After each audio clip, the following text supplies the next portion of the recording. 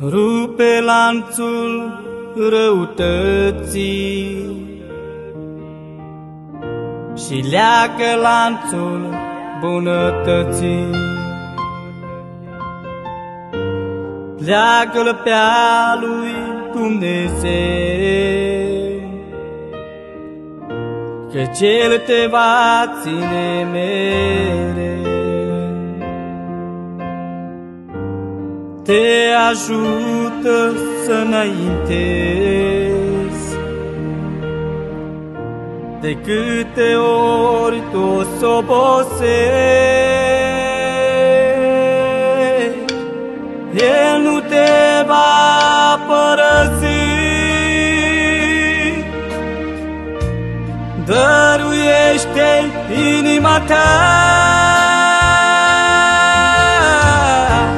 fiindcă preț în ochii mei. Eu pentru tine dau popoare, ești prețuit și te iubesc. Fiindcă preț în ochii mei, eu pentru tine dau popoare, ești prețuit și te iubesc.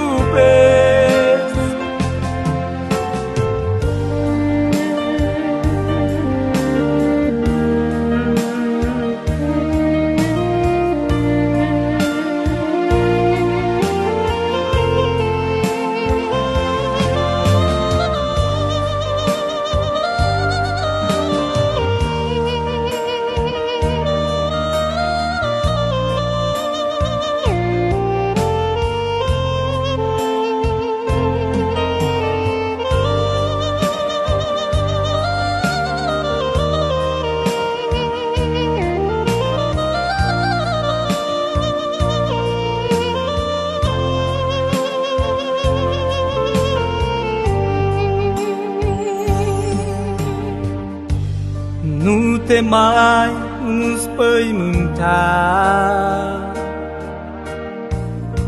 chiar dacă ar fi să treci prin ape. Ele nu te vor neca,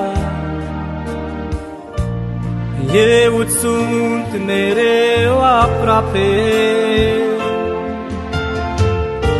Chiar și prin foc te vei călca,